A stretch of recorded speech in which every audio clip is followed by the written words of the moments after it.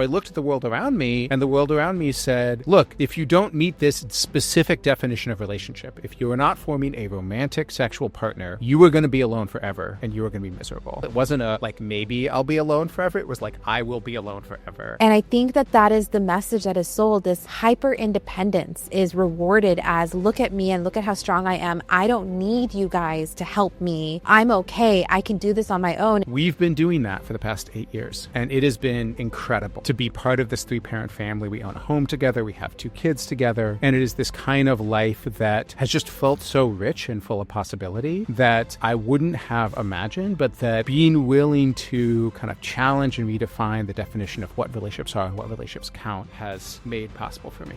Why the topic of relationships and the way that we view relationships in a transformational way in our world and our society is so important to you. I'd love for you to just share your story. What was those pivotal moments in your life that made you realize we need to discuss relationships differently? Goal is like have enough money to buy all the stuff that you need so you don't buy the have to depend on anyone. Right. Buy the daycare, buy everything. Mm-hmm. The leading predictor of economic mobility is cross-class relationships. Self-made man. We invest in creating the conditions for those relationships. And historically, the most powerful communities that have transformed our world have begun with the experience of people who felt lonely in isolation, realizing they were lonely together. We see this all over. We see this in the history of scientific discovery. Very often, discoveries are deeply collaborative. Behind every opinion, every conflict, and every moment of courage, there is a human story longing to be understood. I'm Dr. Payal Beri, and this is Reframing Perspectives, a space for conversations that help us see ourselves and each other with more honesty and curiosity so that we can build empathy and compassion in our world. Here in these episodes, we're going to explore the layers of what it means to be human in leadership, in society, and in our everyday lives, and how by understanding those layers, it can reshape our relationships, our communities, and our impact. So let's step inside and let's begin. We live in a world that measures connection by status, whether we're single, we're married, dating, divorced, partnered, or not.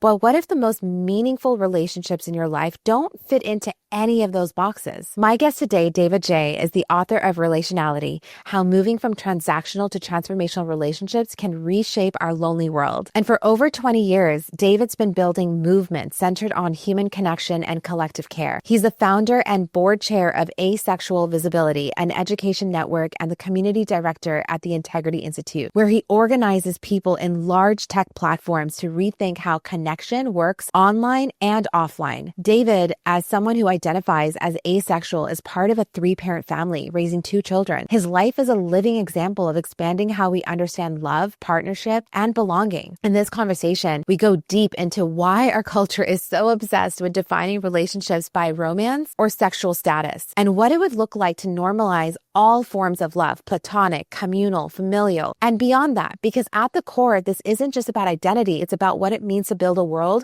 where everyone feels a form of connection that is valued. So I hope you enjoy this episode with David because it was absolutely beautiful, and I took so much out of it about learning and understanding how we can really see and change the dynamic of what it means to connect as humans. David, I know that this conversation is going to be just out of the park. It's going to be so powerful because what you're going to talk about are things that we don't talk about often. We hide in the shadows around, but it is so critical, especially in the world that we're living in today and this loneliness epidemic that we have. And your perspective is such a specific perspective that people will be like, wait, oh, that's right. Why aren't we thinking about it this way? So welcome to Reframing Perspectives. Thank you so much. It is such an honor to be here. I've really been looking forward to this conversation. Me too. David, before we dive into all the things, I know you and I are going to dive into social systems. We're going to talk about culture. We're going to talk about history, the dynamics. We're going to go there. But just to get people familiar with you and why the topic of relationships and the way that we view relationships in a transformational way in our world and our society is so important to you, I'd love for you to just share your story. What was those pivotal moments in your life that made you realize we need to discuss relationships differently? I guess I'll start by saying I'm living a life that my younger self did not think was possible. I have this amazing family. I've got 2 kids who are phenomenal. I've got this really rich, robust community of care all around me where like we're showing up for one another and we're doing powerful stuff together, like all of that. And as I think is what I always knew I wanted, but more than I felt like I could dream. And part of that was because, so like a lot of people, this may be a term that is familiar, not some of your listeners. I realized when I was very young that I identify as asexual. So I don't experience sexual attraction, which means that a lot of the stories we tell about how to build relationships that matter were just kind of felt off the table for me. And I was, to date myself a little bit, I was kind of part of the early generation of asexual people. So when I was growing up, when I was in middle school and I was in high school, there wasn't an asexual community. There wasn't anyone telling me that this was okay. And so I looked at the world around me, and the world around me said, look, if you don't meet this specific definition of relationship, if you are not forming a romantic sexual partner, you are going to be alone forever and you are going to be miserable. And I think that story kind of is still there. I would say a lot more than it needs to be. And so I was scared for like a lot of my high school when like my friends were exploring dating. I was exploring this deep fear that my only option was to be alone forever. And then I was fortunate. I started a website called asexuality.org that became kind of the central gathering place for people on the ace spectrum. So we now talk about asexual people, demisexual people who experience sexual attraction only in the context of an intimate relationship, gray A people who are sort of on the spectrum between sexual and asexual. All of us started coming together and really talking about our experiences. And one of the first things we realized, one of the things we talked about the most was how do we break down this definition of relationship that says that we can't have it? Because on a practical level, we are forming relationships. We're forming relationships that are just as complex, just as messy, just as beautiful as the relationships everyone else is forming, even if we're kind of having to break the script in how we do it and having to write new scripts. And I remain in tremendous debt, I think, to that community, both because it really helped to give me some of the tools and some of the language to question these definitions of what relationship are and say, like, no, we can redefine what this word means, and we can find it a way that's both a lot more, with a lot more possibility and a lot more power than a definition that's limited to only romantic and sexual relationships count, which is not a thing I think many people actually would say, but I think that a thing that's implicit. And it taught me the power of movements. I got to see how this community coming together, like our need for connection with one another, our path out of loneliness, not only was healing and life-saving, literally life-saving for us, it built collective care and it built collective power. And we were suddenly not just, healed, we had the power to change the world around us.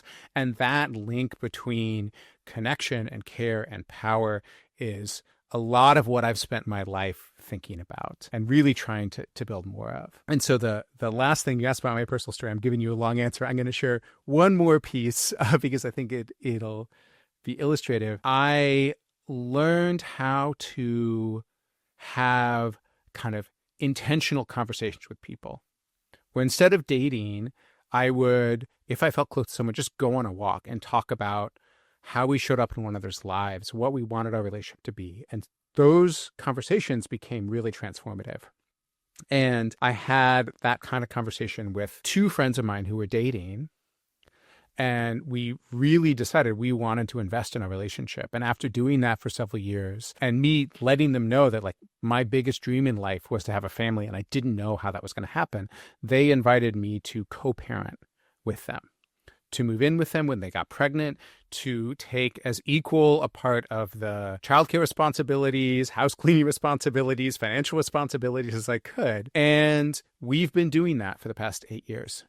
And it has been incredible to be part of this 3-parent family. We own a home together. We have 2 kids together. And it is this kind of life that has just felt so rich and full of possibility that I wouldn't have imagined, but that being willing to kind of challenge and redefine the definition of what relationships are and what relationships count has made possible for me. Wow. a lot in there to unpack. And so I'm going to go backwards a little bit because, you know, that first moment when you talked about that early time period where you were, of course, you know, we're taught in this world that it's like, this is what life looks like as you're a couple, you get married, you know, there's a romantic relationship element to that.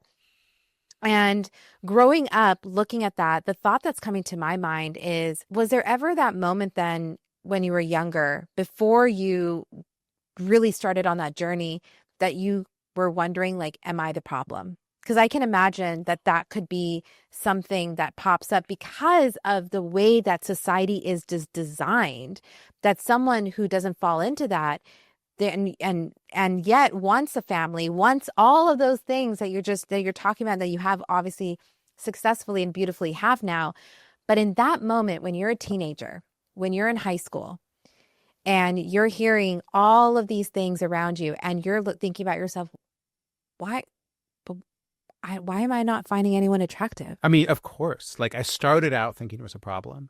And it's interesting because it was like and unlike what I think a lot of young people go through, right? I think a lot of people sit with this like, oh, maybe I don't have a partner. Is something wrong with me? Or maybe my partnership doesn't feel as good as I'm told it's supposed to feel. Is there something wrong with me? And I think I was sitting with a feeling like that, but it was, oh, I cannot even imagine partnership being possible. I cannot, like, I don't have a definition of relationship in my head that I can see myself in or see anyone wanting to be with me in. So it felt sort of like final and structural. It wasn't a like, maybe I'll be alone forever. It was like, I will be alone forever. Wow. Unless I can invent my way out of it. And I think that was really hard. That was really, really hard. And the thing that saved me, speaking of movements, was queerness. It was the queer kids in my high school. It was the queer elders and trans elders who came later in my life, who really said, if you feel like the connection you want is impossible in the world, like structurally, then that is the world's problem, not your problem. Right. That is not something wrong with you. And it took me a while. Like I knew that intellectually before I knew it internally.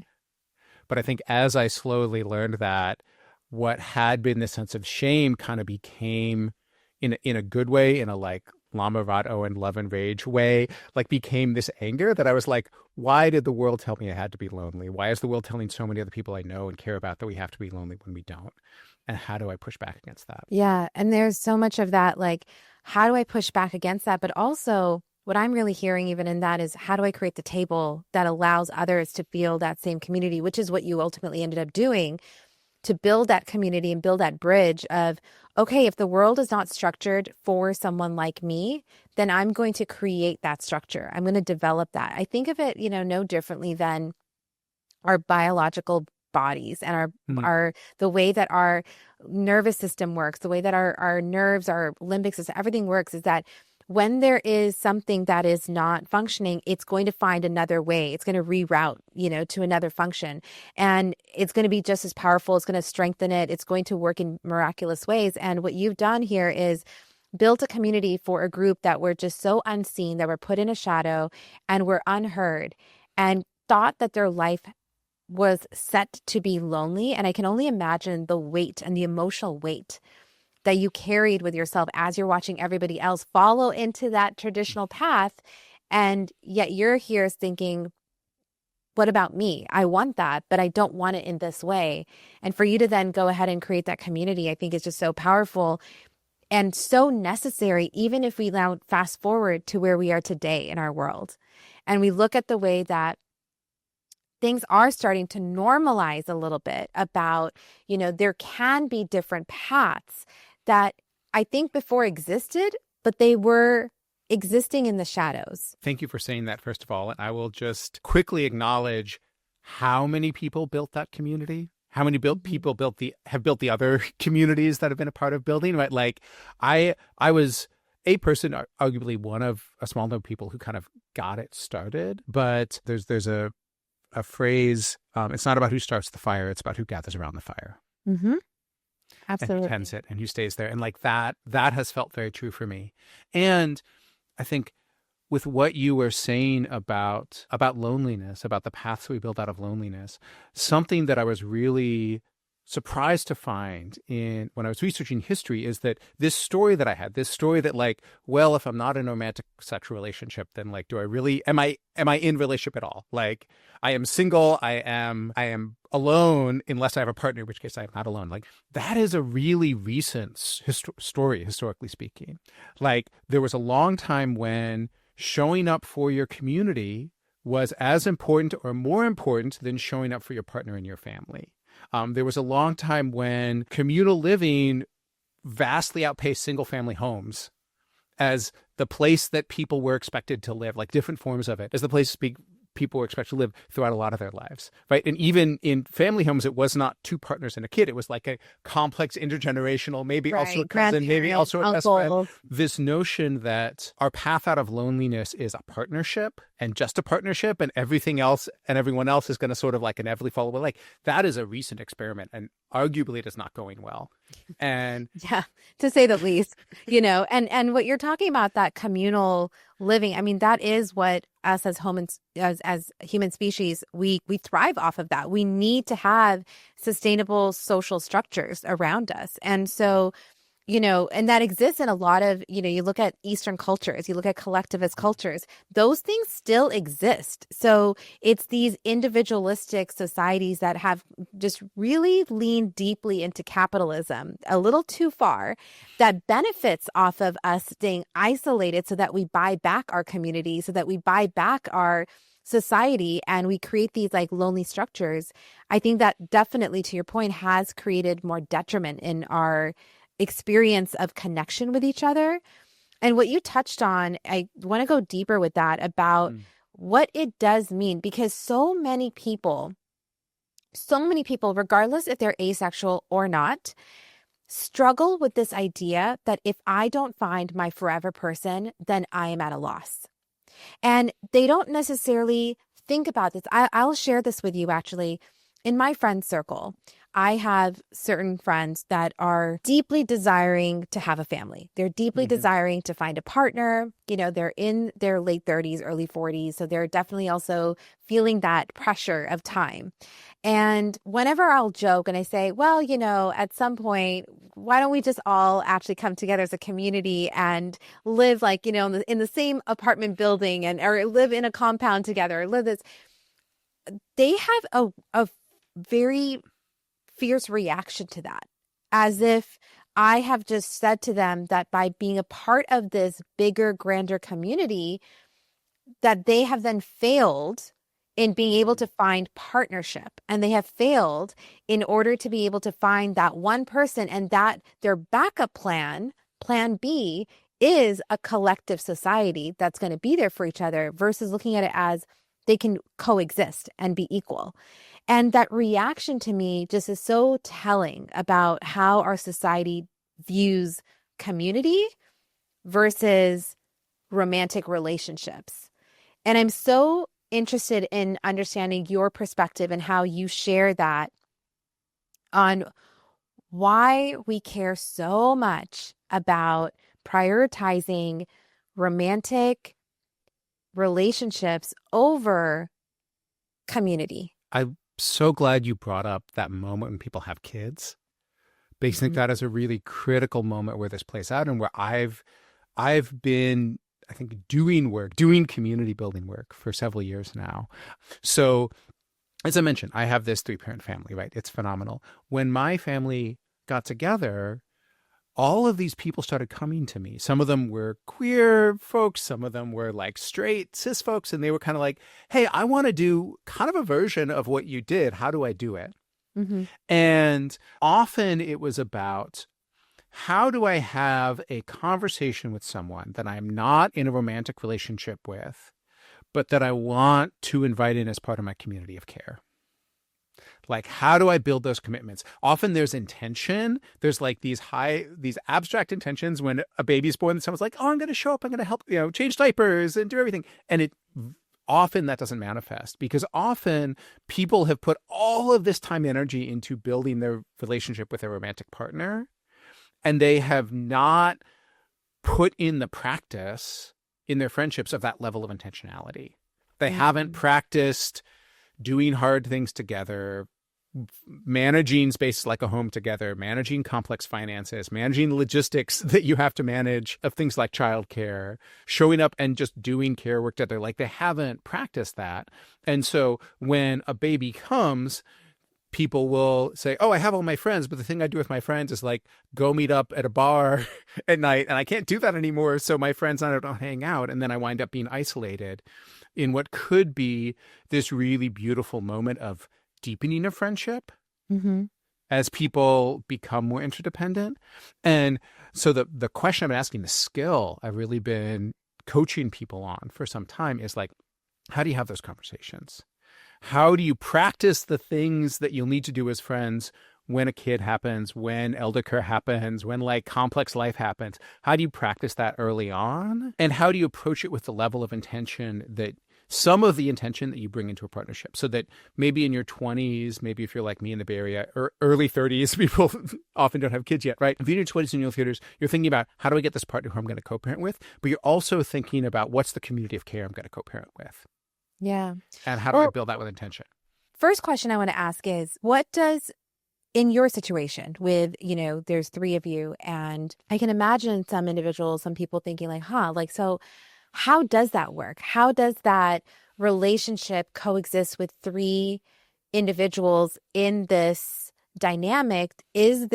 How do you work through, and again, through those conversations that you're talking about, how do you navigate those feelings of, the third wheel, or feeling that sometimes a misdynamic or imbalance in the relationship, where someone's leaning towards or not? How do you create that? Because just being in a pair can be very complicated.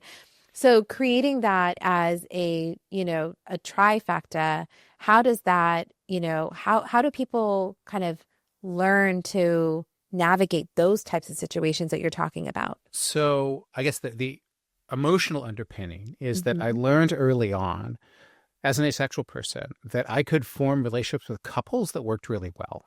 Because when people are in a romantic partnership, there's a lot they do for one another, and there isn't everything they do for one another.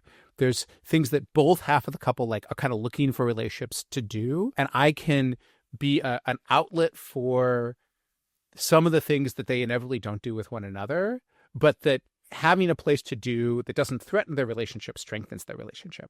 So I think that's one dynamic. And the other dynamic is that, like many, but not all asexual people, I identify as non-monogamous, because if you're not you don't have one sexual relationship and all your other relationships, they're all kind of on the same plane. And so I also have intimate relationships outside of my relationships with my co-parents. And the second thing is to say, like, they are married to one another. I'm not married to them, but we are all three co-parents. So what that means is that a lot of how we show up is like supportive and logistical. It is having a weekly meeting. We figure out who's on bedtime, who's making lunch, who's doing kid drop off, who's, going to Taekwondo, who's got the doc's appointments. Like, that stuff all gets handled. And that is also a lot more spacious. So like, they have time for dates. They have to, if they need to like have a therapy appointment, if they need to have time apart, if they need to have time together, like, I think like any couple that is navigating the complexities of marriage, right? Like, they have a really beautiful relationship and it needs care in lots of forms. And I can help to give them the time they need to care for the relationship, which makes their relationship stronger. This is just so beautiful, because it goes back to everything you keep bringing it back to, is that learning how to nurture relationships outside of the titles and the labels of what it really, defines as. We're in companionship, we're in connection, we're in partnership. And I think of that like in your role in this dynamic that you have, to some degree, no different than the role of me as an auntie who happens to live close by and be able to take my nieces and help out with, when they need a babysitter, they need someone to like take. Now my niece is, asking for rides to go to the mall to go hang out with her friends, and she's at that teenage stage. But regardless, it's, again, right? Like, you've built this relationship of the three of you as a couple, getting this support with children. no different than the intergenerational relationships of grandparents, of uncles and aunts, of cousins living there. And so really it is that understanding that you don't have to be battling the world alone. Mm-hmm. And I think that that is the message that is sold. This hyper independence is rewarded as, look at me and look at how strong I am. I don't need you guys to help me. I'm okay. I can do this on my own. And if we lean in for support, it seems like we've designed this idea. And I want to preface that with saying that in individualistic societies, because I think collective societies still very much lean and normalize being there for each other. But in individualistic societies like the one in the US, there is this idea of we need to have these traditional family structures, and yet you need to figure it out on your own. And there's this dichotomy that lives within what we have here. And what you're doing is to show that. And what I do think that this younger generation, Gen Z, and even just because of what the socioeconomic and the state of our world is right now, more and more people are actually going back into intergenerational homes. They're going into, you see more women who are divorced and starting to buy homes with their friends who are also divorced and raising kids together. You see people buying plots of land and building a compound with friends that are living on the compound together. You see that. And I think that is a direct response to how we have really weakened and created this loneliness epidemic that we have right now. I completely agree. And I think that this notion of it's going to be me and my partner, we're going to be at a home with like a lot of space between us and everyone else. And then everything else we need, we're going to buy. And the goal is like have enough money to buy all the stuff that you need so you don't buy the have nanny, to depend on anyone, right? Buy the daycare, buy everything. That is a recipe for my book I wrote recently. I talk a lot about this tension between the relational and the transactional, that when we try to make a world of things we can buy, of things that are predictable, we squeeze relationship out of it, and the result is loneliness. So in that rebuilding more of a transformational relationships, more of those cultivating that connection that we really crave and miss. And we see this happening where more and more people are leaving the online spaces and going back into in-person connections. What is it that you think that we lose as a society, personally and collectively, when we treat friendships and chosen family or communities bonds as less than the romantic ones? There's so many things that we lose. And I want to try to touch on them by telling a story about Dr. King and his church, AME Zionist Church in Montgomery, Alabama. So you have a place where all these families are going, right? And a thing that church is really good at facilitating is them showing up for one another in the ways we're talking about. So you were talking about like giving kids rides. They build all these systems to give people rides. You talk about giving people food when they're having, when they don't have time to cook food. They're really good at giving people food. So they build this infrastructure of collective care. And it takes a community to do that, right? Like, I think you can do that as an individual. You can will you and your friends into it. But if you've got a space to show up to that knows how to kind of walk you through the process of building those relationships, collective care, that's a lot easier. So AME Zionist Church builds this infrastructure of collective care, right? And then they decide they're going to push back against racism in the Montgomery bus boycott. And what are the tactics of the Montgomery bus boycott? Right, we think of Rosa Parks, we think about this like civil disobedience, but a lot of what allows the boycott to exist is giving rides to people, bringing food to people, like exactly the infrastructure of collective care that they have been practicing. So when we talk about what we lose, there's this the level of like, if a friend brings me food or if I DoorDash food, those are two very different experiences in terms of loneliness, right? There's the economic resilience of if I have friends that bring me food, then I am not quite so terrified, like the experience of economic uncertainty that many of us face, that I think an increased number of us are facing now, like is a little bit less terrifying. The world is a little bit more equitable when that happens. Yeah. And those relationships of care historically are what blossom into different forms of collective power. that help to reshape our world to be a more just place. And when I look across social movements, whether I'm looking at queer history, civil rights history, feminist history, disability justice history, it is often sites of collective care that are the seeds of what we think of as the big historical moments of transformation and movements. Hi, friends. I have a favor to ask you. If you're enjoying these episodes, then I'd really love it if you could subscribe, leave a review, or share it with your friends and family. Your words help others discover that the stories and these episodes exist in the perspectives that we're exploring over here. And the more that we can grow, the more feedback that we get from you through those reviews, the more we can make sure that we're creating meaningful episodes that you want to listen to. You have no idea how much this helps and how much I appreciate you for doing this. So if you don't mind, whether it's following us, subscribing, hitting the button below, if you can leave a review for us, or if you just share this with your friends and family, the episodes that you think that they would really resonate with, it means more to us than you can imagine. Thank you so much. With that, it's looking at those social care systems, but there's such a divisiveness about seeing the benefit of it. There's especially now in 2025, and we look at our political system and we look at what's happening in our country, the things that are good for us are being lobbied against.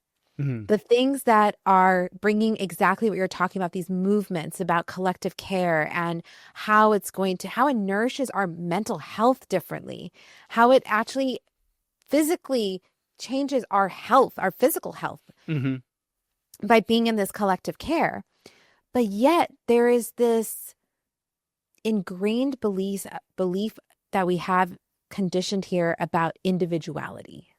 And you're encroaching on my individuality that I think has created that inability to see that being independent and individual is not, there's nothing wrong with that. And at the same time, it's having social structures in place that are going to care for you are not encroaching on your individuality, but yet there seems to be this inability to get through that message. How do you help individuals who are just really holding on tight to this idea that you wanting to have collective care is now coming into my space of me wanting to have this individuality and this independence that, I don't want to play into that. But how do you help kind of like build more compassion and empathy around these stories? I want to talk a little bit about the relationship between loneliness, agency, and freedom.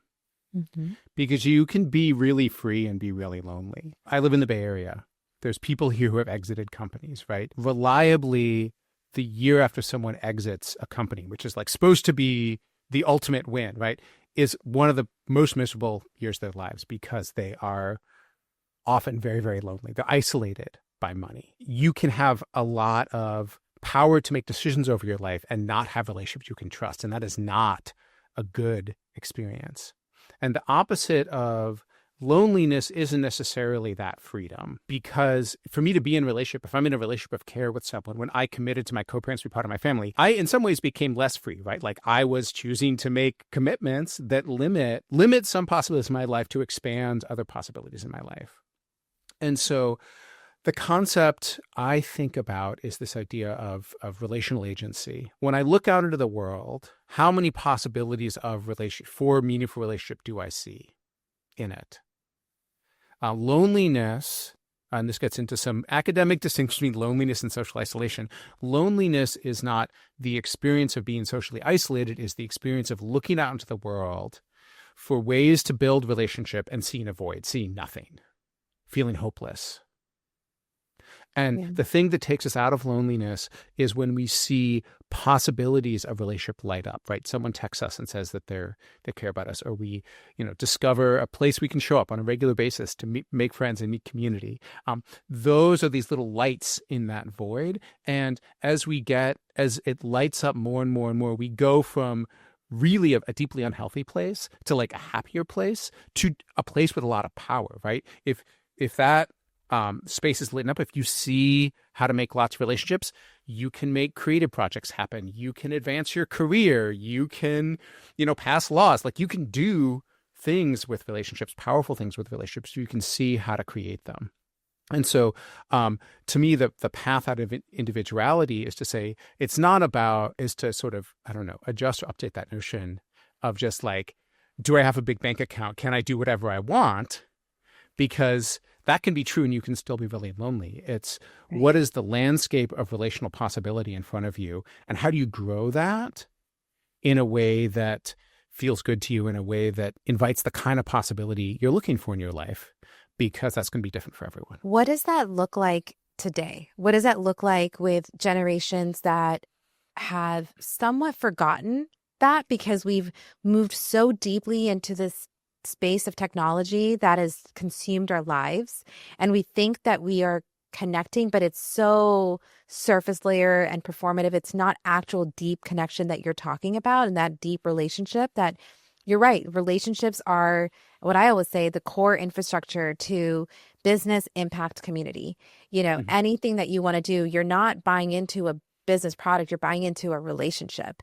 If you are, we're seeing this happen this year alone when values are misaligned with an organization and they choose to do things that are misaligned with their consumers' values, those consumers walk away. They boycott. And now that organization has realized the value of that relationship, and they can't be entitled into thinking that I can do whatever I want because I'm a multi-billion-dollar organization and my consumers are going to come with me no matter what I do.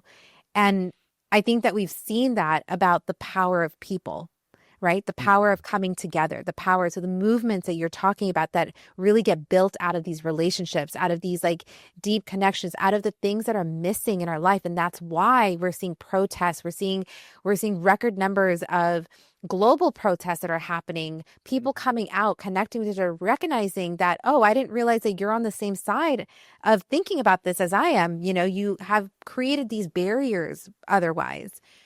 And so there's generations like ours, not to age us, but, I think we're in that generation that went from analog to digital. Mm-hmm. And then we've got the generations below that are we're born right into a digital world.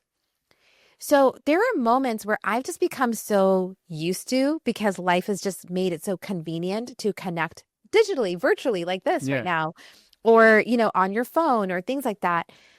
And when you have those sweet moments of quiet where you're just laughing and you forgot to bring your phone out and take photos and you're like, oh my God, because this moment was so precious, it takes you back to those 90s and the 80s, But how do we, at this point, when that world seems to have completely been diminished and gone, and we live in a completely different world that exists today, what does someone do? How do we systematically shift the way that we view relationships, connections, in a way that actually infiltrates our systems, infiltrates our social structures, changes and normalizes the way that we actually think about our society and our communities? It's a big question. A big question. I think I want to tackle it by backing up to talk about what we mean when we say relationship.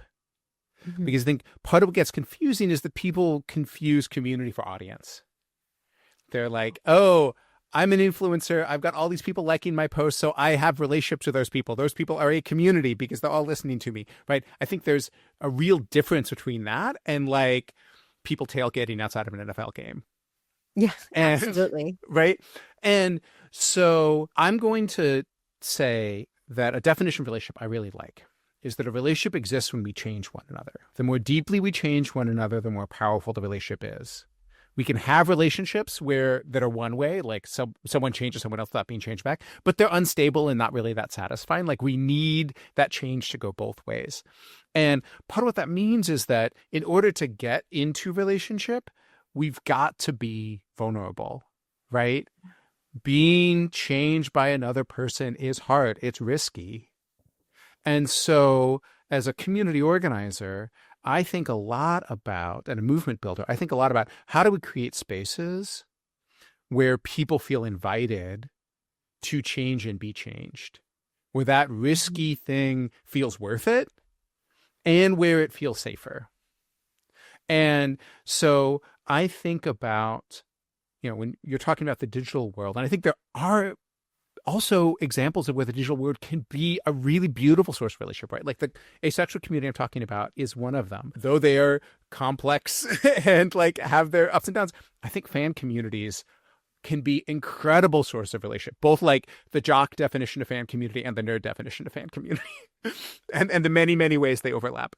Right. And so to me, I think it's not that technology isn't facilitating relationship. It's that platforms that are building the technology are kind of asking the wrong questions and maybe economically incentivized to ask the wrong questions, even though I don't think that's the only economics that are possible.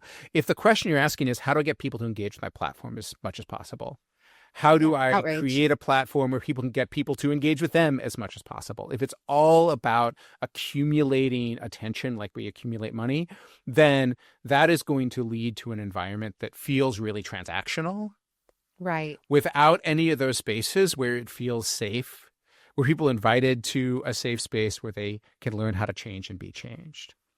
But if we think in terms of how do we help to build and help people navigate to those spaces? I think about this coming out of queer community, right? For a long time, queer people have needed spaces where we can be acknowledged for who we are, where we can explore who we are in a way that feels safe for us, right? In a way that is accepted and understanding. The internet has been a really powerful tool for helping people find those spaces. So I think about what are the ways that kind of space making and space finding has been facilitated now by technology. It's not about AI companions replacing friendship, right? Right. As someone who spent a lot of sadly.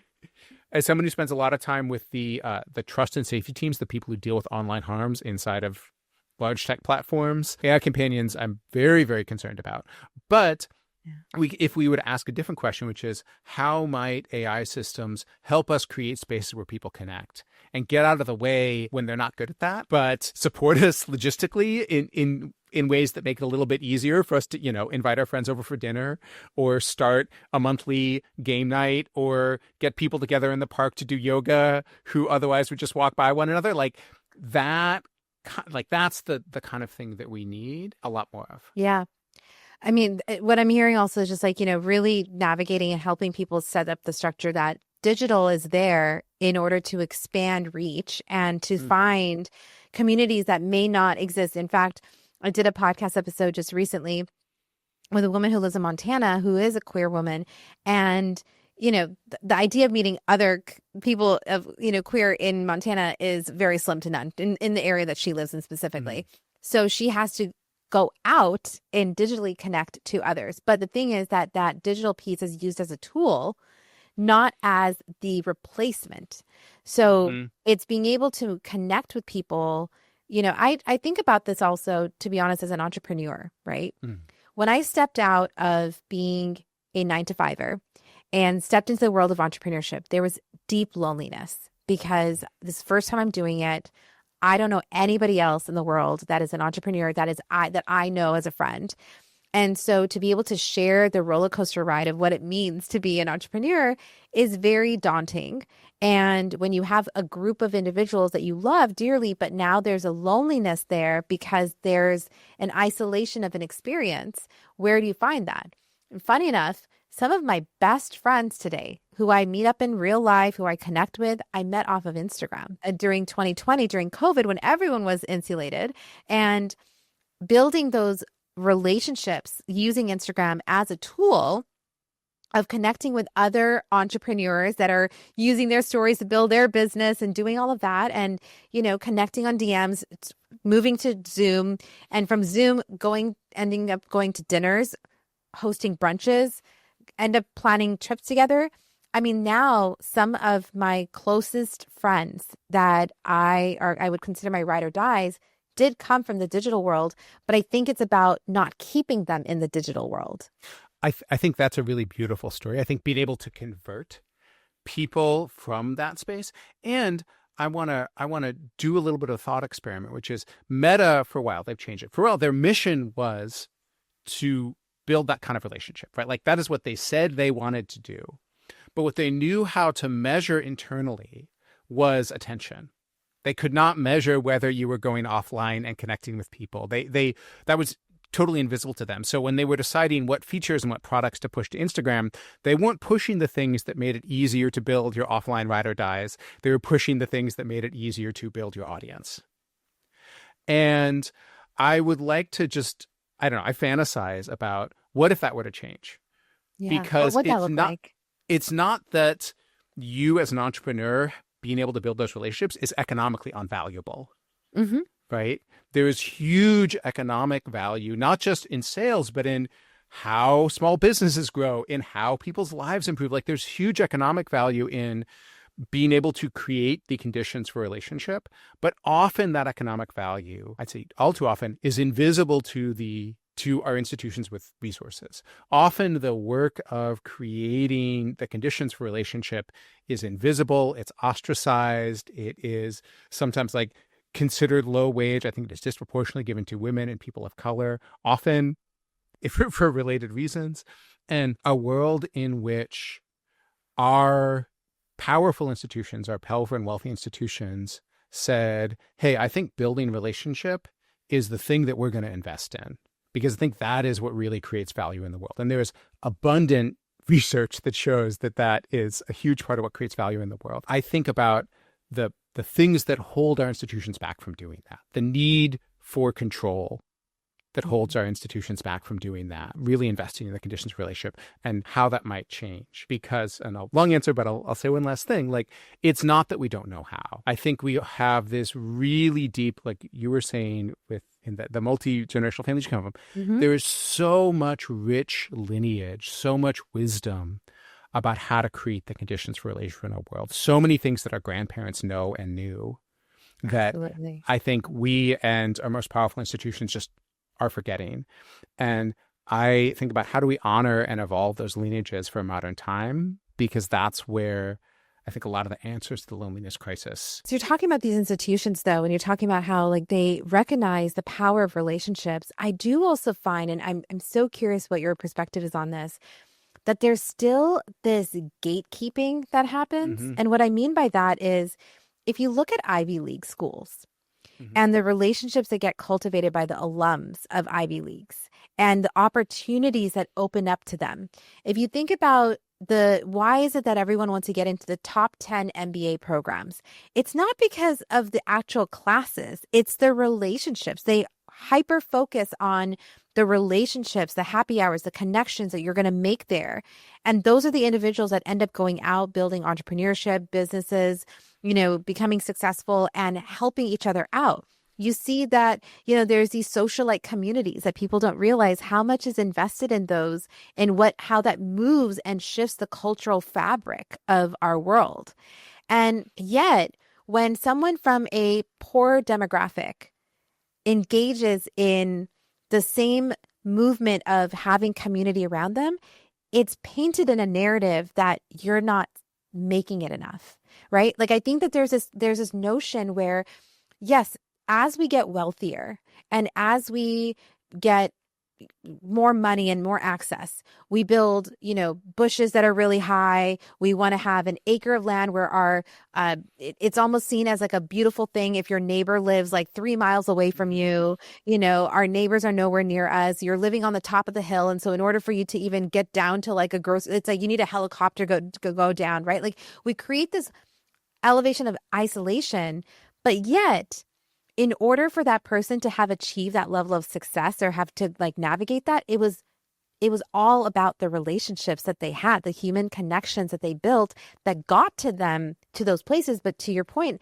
they just reversed the success measure of it.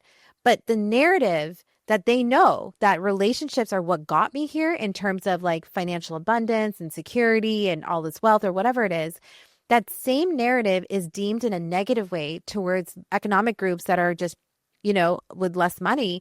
And as if that because you don't have money, you have to rely on each other. Imagine if you were able to have that freedom and that space to yourself. So I feel like there's almost this gatekeeping of what relationships really means depending on the socioeconomic class that you're a part of, and how that even gets defined differently because of what class you're a part of. I think that is really, really true, that relationships are such a vehicle by which class inequality is perpetuated, and the gatekeeping of those relationships is such a vehicle. And I think there is, to what you were saying earlier about individuality, there is this individualistic myth of meritocracy that says, if I made it to this place of a lot of wealth and a lot of privilege, and I had like an open road of relationships inviting me along the whole way, well, I'm gonna cover up that part, and I'm gonna tell a story that it was just me and me being more capable. Right. Self-made man. Right. Right. And, we see this all over. We see this in the history of scientific discovery, where very often discoveries are deeply collaborative. There are many, many people experimenting, building on things, and then we sort of look for the one name. I think that idea, that notion that we cover up collective achievement, and in doing so kind of cover up collective power, helps to contribute to this idea that I see it disproportionately among men. They're like, the only way I'm going to be respected, the only way I'm going to survive is individual greatness. So I need to like lock myself in an apartment. I need to have the right meditation and diet and workout routine. I need to like have the right like financial game to be individually great. And then once I'm individually great, people respecting me, they will love me out. Like relational greatness will just work itself out. Right. And that neither of those things are true, right?